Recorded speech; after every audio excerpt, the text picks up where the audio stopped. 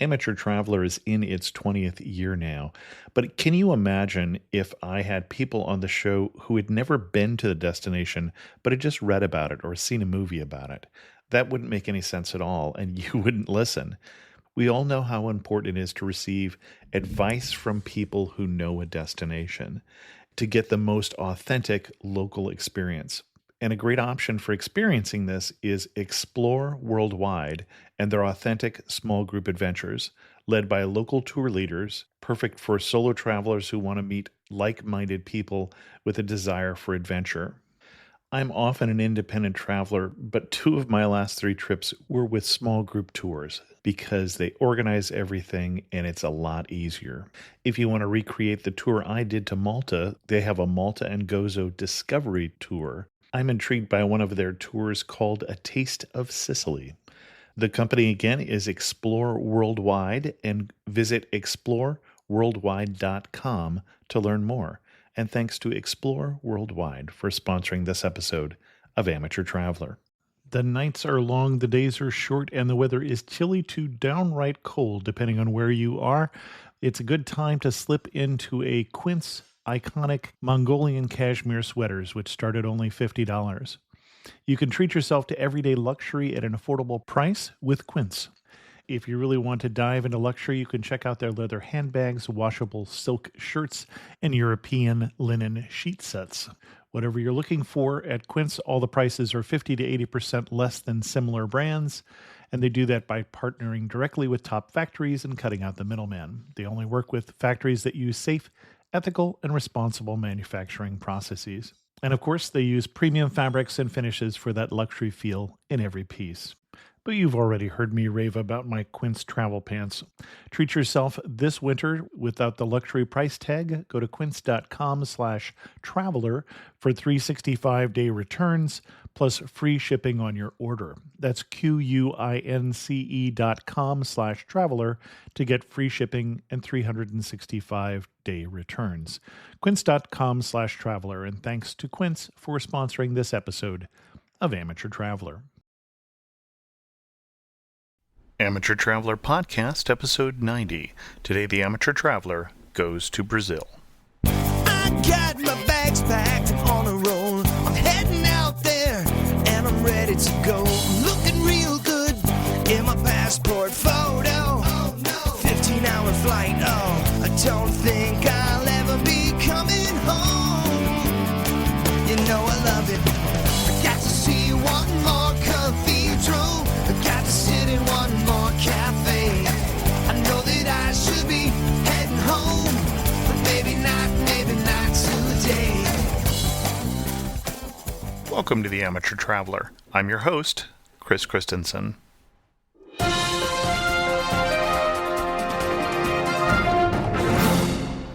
I have two news stories for you today. The first one I found very interesting, coming from the Springwise newsletter, which is a travel newsletter. Air France, JAL, Singapore Airlines, and Virgin Atlantic are all experimenting with adding in-flight language instruction to that interactive console at the back of the seat in front of you. Air France, JAL, and Singapore have added a program by Berlitz, which allows you to learn and practice the basics of 23 different languages in 4 main lessons: numbers, dates, words, and dialogue, so that you can brush up on your language as you get ready to arrive in a foreign country. The second news story is about Air Canada and comes from USA Today. This is an interesting story about a different way to buy airline tickets for frequent travelers, and I'll just read you the first 2 paragraphs from this story. For his frequent trips to Canada, Tom Burke, a Dallas-based consultant, no longer worries about sky-high charges for changing his airplane reservations, booking too close to his trip, or booking during a peak travel season. Burke last week paid Air Canada a flat $6,858 for 20 flights between Eastern Canada and many of the 53 U.S. cities where the carrier operates, including his home airport at Dallas-Fort Worth. That means that each trip costs $686 no matter when he takes them during the 12-month life of the deal. He's eligible for free upgrades to business class, and he can book the trip up to 1 hour before flight time and change or cancel without penalty. An interesting option for those of you who travel quite a lot for business. Obviously, if you don't use all the trips before the 12-month life of the deal, then you lose them. But if you're traveling frequently, this might be something worth looking into and perhaps something that other airlines will be adding. Links to both of those articles can be found at the show notes at amateurtraveler.com.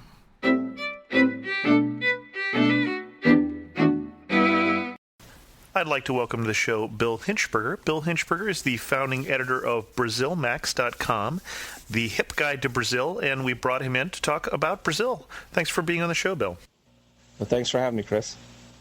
So, Brazil is a big country, and we're going to try and cover as much as we can in one episode. What should we focus on? What should people come to Brazil and see?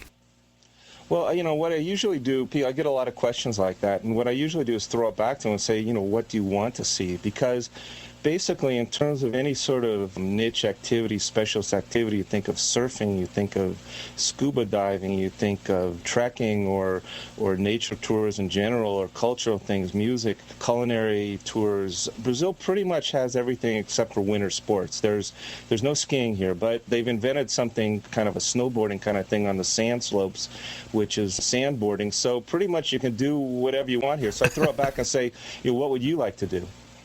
Well, as we think about Brazil, if I'm in that area, and obviously I've come for a ways for most of us, what things do you think are unique to Brazil? Let's start with that.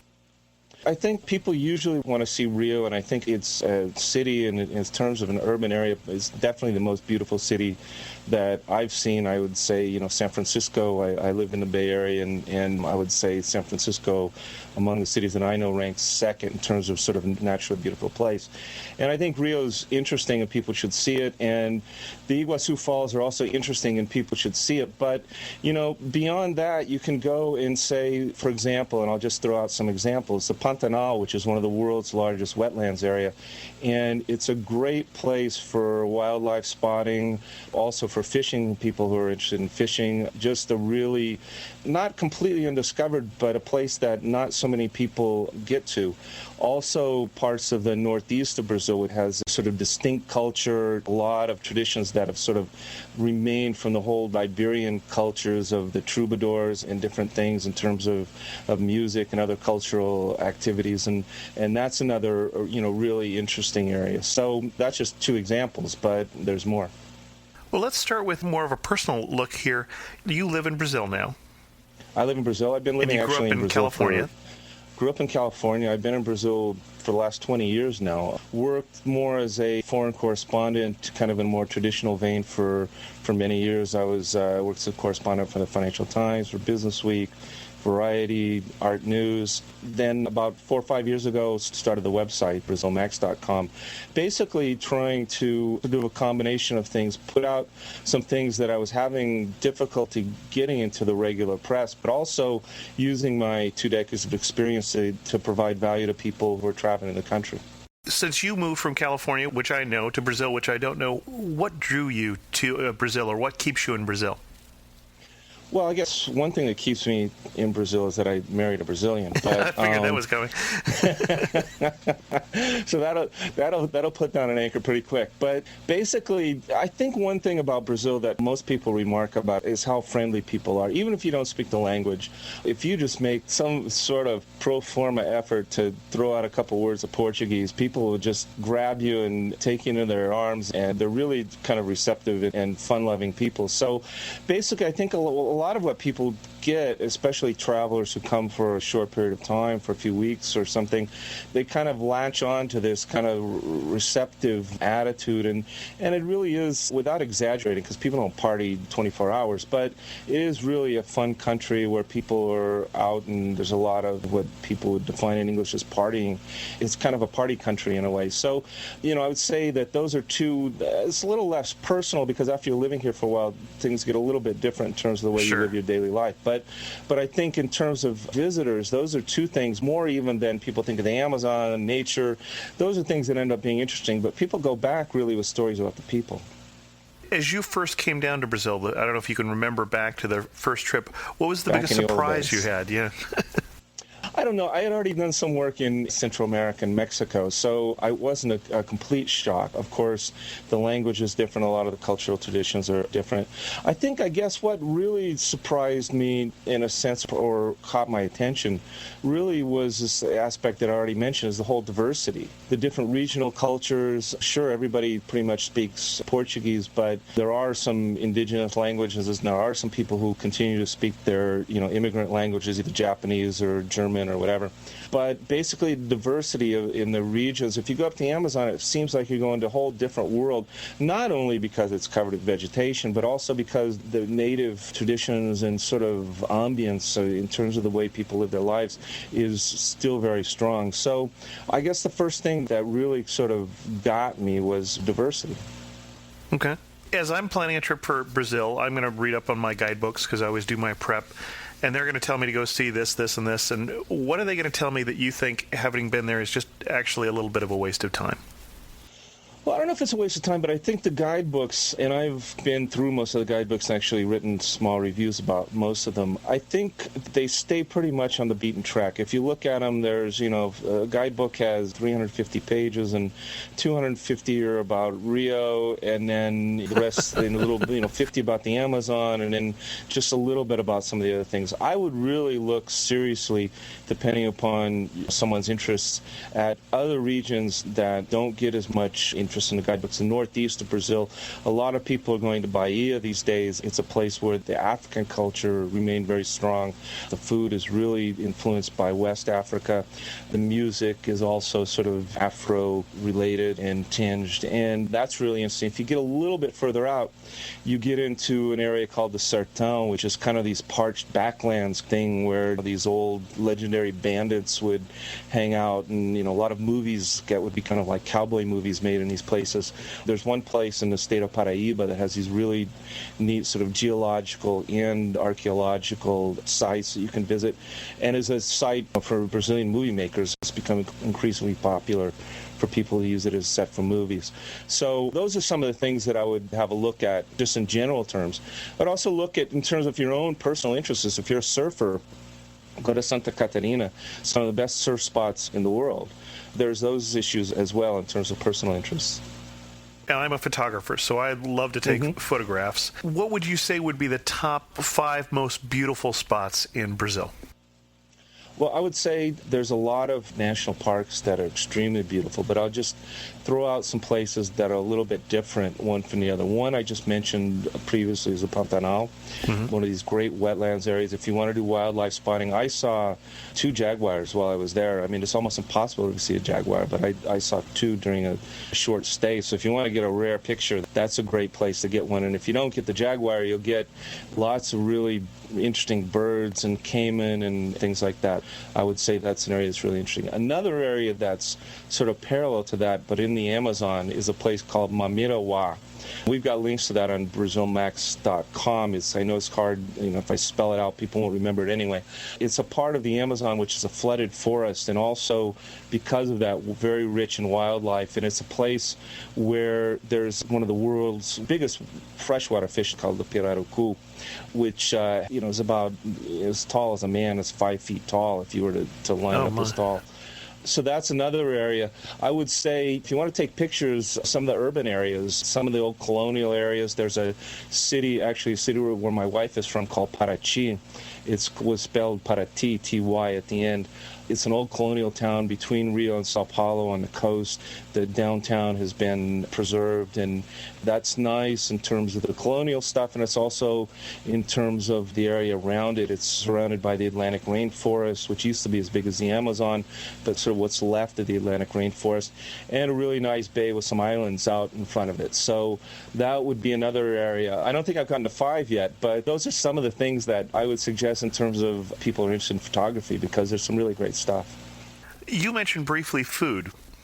When you're in Brazil, just don't miss the what? Well, for meat eaters, and I know that not everyone is, but for meat eaters, you must go to one of they call these churrascarias. It's called the Rodizio Churrascaria. They're steakhouses. They're all-you-can-eat steakhouses. They have them now in different places in the States and Europe, and I think in Japan as well, and other parts of the world. But in Brazil, they're all over the place. It's a tradition that comes from southern Brazil, which is sort of nestled up there against Uruguay and Argentina, and has some of the same kind of cultural things as those two countries with the gauchos, which we say in Portuguese, gaúcho. But basically, it's a tradition that comes from the open pit barbecue. But they bring around these skewers of meat to the tables, and you decide whether you want that cut or you don't want that cut. All you can eat. People are flabbergasted and overwhelmed by that experience. Another one that I mentioned, which is really interesting, is the tradition from the state of Bahia, which is more seafood based, often very hot in terms of spices. Uses what they call leite de dendê, which is palm oil, is one of the ingredients. So it's kind of pretty rich stuff, but they make these fish stews, which are really great, called moquecas. Again, using some of the West African culinary influences, which came with the slaves that were brought over from Africa. Another area which has really got its own traditional food is the Minas Gerais area. Minas Gerais literally means general mines in Portuguese, and it was a mining area. A lot of gold was taken out of there and taken to Portugal and then sent off to England because Portugal owed money to England. But anyway, that's sort of like a farm spread. You'd get sort of the down-home cooking in southern United States or in parts of the rural United States where pork chops and things like that, but also simple, very simple, but very well done. So those are three that I would say, and there's restaurants, no matter where you go in Brazil, that you can go to that will have those types of selections. The other thing that people should not miss, again, you have to be a meat eater, but is a feijoada. The feijoada is the kind of the national dish, which is a black bean stew with different pieces of jerked beef and pork and different things sort of mixed in. The legend goes, and it's pretty much been debunked, but the legend goes that it was sort of made by the slaves from the scraps from the big house. But basically it traces its traditions back to Europe and some dishes from Portugal and France and Spain, but really good, served traditionally on Saturday. And you have to have with it a caipirinha, which is the national drink, which is made with what you call cachaça here, which is the sugar. It's kind of a rum, but it's different than what you get, say, from the Caribbean. And then with lime and sugar. But you have to be careful because they go down really easy. But you need to have at least one. Okay. As you think about your personal travel experiences as you've gotten around Brazil, is there any one moment you can think of that just sort of sums up Brazil for you? Boy, it's really hard because, like I said, the diversity is so distinct. You even see that more in this country like the United States, because Brazil is larger than the continental United States, smaller if you include Alaska. The regional differences are more pronounced here, even than in the States. You go to the Northeast, you go to New York or Boston, you see that's different maybe, where you are in California. But really, the United States has kind of got homogenized. And I think Brazil really retains some of those regional differences. So it's hard to give you a straight answer. I guess the place which is kind of really the melting pot, is where I live, which is Sao Paulo. It's the most cosmopolitan city. It's the sort of the economic locomotive. So that means that there have been immigrants that have come from all over the country and, in fact, the world here. So you have different neighborhoods that are different immigrant neighborhoods, even from countries. There's one neighborhood which is the Asian neighborhood, for example. Some people avoid Sao Paulo because they say, well, I don't want to go to a big city. But if you really want to get a sense of what Brazil's about in one short lesson, I guess Sao Paulo would probably be the place. And you talked about places to avoid. One concern I've heard from people who are heading down to Brazil is crime. Yeah, absolutely. I think on one hand, it's a little bit alarmist. I think that for the most part, tourists aren't in any danger in pretty much anywhere they go. But it's true that there's crime, especially in the big cities. The most publicized incidents have happened in Rio. There's violence in all the big cities, including Sao Paulo, including Salvador, which is another popular place that people go to. I give people a couple of tips. One tip is when you dress, people always come down here and want to buy the national soccer team shirt and wear it, and they put that on with their Bermuda shorts with their untanned legs, and like putting on a big sign post, I'm a tourist. So when you say ugly Americans, you mean really ugly Americans at this point? Yeah, but yeah, physically, exactly. But the thing is that what you should do is look around you and see how the locals are dressed, because actually, since there's been so much immigration from the rest of the world here, there's Asians here, there's people from Northern Europe or descendants of people from Northern Europe and Southern Europe, from Africa, from everywhere you can imagine. So there's somebody here that looks like you, no matter where you're from or where you're descendant of. So basically, it's not your actual physical characteristic that makes you stand out. It's often the way you dress or the way you handle yourself. So just the basic precautions. First, try to dress the way the locals dress. Second, try to keep the expensive camera inside a backpack or whatever. When you go to the beach, don't bring a lot of stuff to the beach, just enough money to have a soft drink or a beer or something. Don't take a lot of money. Don't take your documents to the beach and leave them in the hotel. The other thing is basically, if you're going to get way off the beaten track, for example, there's these shanty towns, the favelas. If you want to go to them, there's people that run good, reputable, responsible tours to the favelas, but go with one of the tours if you're not, or with a friend if you have a friend. But if you don't have a friend, go on one of the tours so that you're not just wandering off into the shanty town on your own. Also, when you're in really sort of touristy places like Copacabana or Ipanema or whatever, you're going to stand out more. So just be a little bit more on your guard. And the other final thing is just two things, not specific to tourists. But one, ATM machines, only use them when you're in a public place where there's people around, not at night, not in an abandoned area on a Saturday afternoon where in some corner place where there's nobody around. The other thing is carjackings are some cities fairly common. So be careful if you rent a car and you drive in terms of coming up to red lights. Close your windows, keep your eyes open, don't get distracted by the car radio or the CD you're playing or your MP3. Don't put your head plugs in. Keep your eyes open when you come up to stoplights. I think if you do those basic things, and that's not too much, if you're going to be in somewhere like New York or Los Angeles or something, you're going to do some of those things anyway. Sure. I think you're going to be fine. Just basic common sense precautions. And you mentioned the beach culture and going down to the beach in our Bermuda shorts and untanned legs. Anything else that really stands out in terms of, other than bringing a really skimpy bikini, that we need to know about going to the beach in Brazil? Yeah, people, both men and women, get intimidated by the beach wear because the women use the string bikinis, which obviously shows more than it hides. But the men also that's why people were going to Brazil. Well, that's why a lot of men go to Brazil. When women come down, they're sometimes intimidated by the prospect of having to use the string bikinis themselves. And the men, just for equal treatment here, also get intimidated by the fact that most of the guys on the beaches wear Speedos and also have pretty in shape, they've been to the gym. I think a lot of foreigners kind of get intimidated by the beach wear. But other than that, besides the safety precautions, which I said, don't take your documents, don't take your valuables, just take enough money for whatever you're going to consume. I think the fascinating thing, especially about the beaches in Rio, is that it's a whole world unto itself. You can pretty much do anything you want at the beach. You can get a massage. If you have errands that you need to have run, there's guys who go run them. Oh, wow. People rent sunscreen. I mean, how can you rent sunscreen? Well, basically, if you forgot to get the sunscreen, they walk around the beaches with a bottle of sunscreen, and they'll give you enough for you to put on your nose and your back and whatever. A lot of things like that. Just there's a whole world unto itself. And also the other thing about Rio is that different types of people go to different spots on the beach, sort of traditionally, and they go to see their friends and whatever. So there's kind of the hip crowd, the kind of the hip cultural crowd. There's the gay section, the surfer section. There's all these different areas where people who have similar interests or backgrounds or whatever, and they may live in different parts of the city, but they also converge on the beach in this one little spot. And so as you walk down the beach, besides seeing the massage things and whatever, you're also going to see the human fauna sort of change as you walk along the beach. It's very fascinating. And I'm assuming that you cover a lot of this on BrazilMax.com, which we'll give a plug for here again.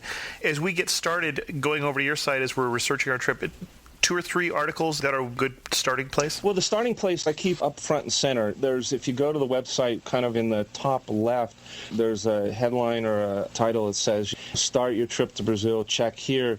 I would say that would be the first thing for someone who's not really sure what they want to do.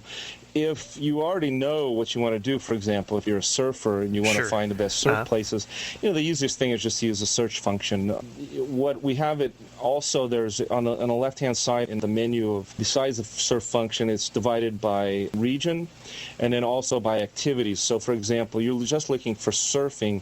We have an area that's called sports and capoeira. Capoeira is the kind of the martial art that was brought over by the slaves from Africa. So basically, if you go to the sports, you're going to find surfing information there.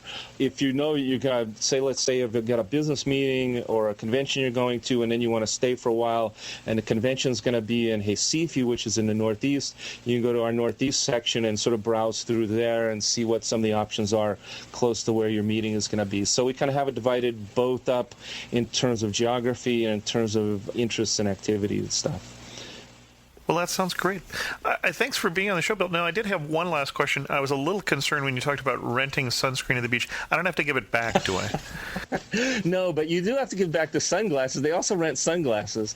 And, okay. So you do have to give the sunglasses. I assume they clean them so you won't get conjunctivitis. But, yeah, no, the sunscreen is yours to keep, yeah. Okay. Bill, thanks so much for being on the show and for giving us a good overview of Brazil, at least a start here for people who are looking at going into that lovely country. Great. Thanks, Chris. I really, really enjoyed it. You've got a great program here, and keep up the good work. I have one internet resource for you today, and this one comes courtesy of Ed Vaughter of the Searching the Internet podcast. And this resource is flightstats.com. And flightstats.com has a number of different things on it, including things like viewing frequent flyer promotions for various airlines, learning who has best on-time performance, learning about countries, including travel warnings and diseases, getting status of flights, a number of different things. So check out that at flightstats.com. In the notes from the community, the first thing I should give you is an apology. It turns out that last week in the show about the Galapagos Islands, I Googled for Inca Tours and came up with the wrong website, a different Inca Tours that's not the one that was used by our guest on that show. And so he wrote me to correct me, and basically I put a corrected URL in last week's show notes. And only the first 600 people who downloaded the enhanced podcast would have the wrong information. So my apologies for that, but who knew there was more than one?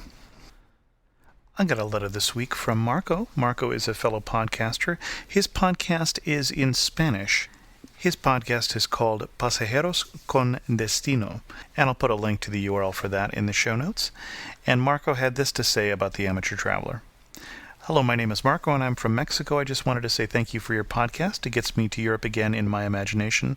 I like your episode about Istanbul a lot, and the other one about the year in Europe. I think your podcast is not only very interesting, but also can give a lot of good info for future travelers. You were right about the things you said to Scott and Cheryl. Capitals are beautiful, but they do not reflect the essence of the countries, which is particularly true not only in France, but in several countries such as Mexico. Marco, thanks very much for writing to the show. I also had a letter from John, and John had this to say. Hi, Chris. I just listened to your podcast yesterday for the first time. However, I think I've heard you on Barry Kantz's podcast, Home Travel Agent Podcast. Being from Istanbul, of course, I listened to the ones about Turkey. I absolutely love them, especially the carpet store. I've been listening to that part over and over again. I cannot stop laughing because you took me back to the Grand Bazaar where I started working when I was 13 years old. I used to work at a jewelry store. I know a lot of people like that guy. After I got out of the bazaar, I became a tourist guide, which I really loved to do, and moved here to the United States. I live in New Jersey now. I would like to tell you that your thorough information about my country and praises about it and pointing out the negative parts is highly appreciated. I love my country, and it's nice to hear an objective criticism about it. I'm sorry that the lady you interviewed, I apologize, I forgot her name, had to cut her trip short while traveling from Antalya to Bodrum. I wish she continued and actually made it to Bodrum, which is popular among both local and international tourists. I'm sure she would have had a good time in Bodrum. I guess everywhere there is a tourist is a little tourist trap, but I never liked the aggressiveness of people in tourist areas. I like your banner on your homepage also. That is my favorite mosaics of all time. Thank you again for your podcast, and God bless you. Well, thanks so much, John. It's so nice to hear someone is enjoying the show, and especially from somebody who knows more about the country saying I didn't screw it up. I appreciate that. In case anybody is wondering about his reference to the banner, you may not see the same banner when you go to the Amateur Traveler. Depending on when you go, every 15 minutes, the banner that's at the top of the amateurtraveler.com page changes. There are 21 different banners, so if you haven't seen the mosaic that he's talking about, which is from the museum in Gaziantep, Turkey, then you may wonder what exactly John was referring to. That's going to wrap it up for this particular show, so please leave a comment, if you would, at amateurtraveler.com or send me an email at host@amateurtraveler.com. Also, I will tell you that the comment number has changed. I didn't get enough comments on that comment line, and so it goes away if we don't use it, and I hadn't been watching that carefully enough. So check out the contact page on the website for the latest contact information. Thanks so much for listening. Got to see one more cathedral. I got to sit in one more cafe. I know that I should be heading home, but maybe not today.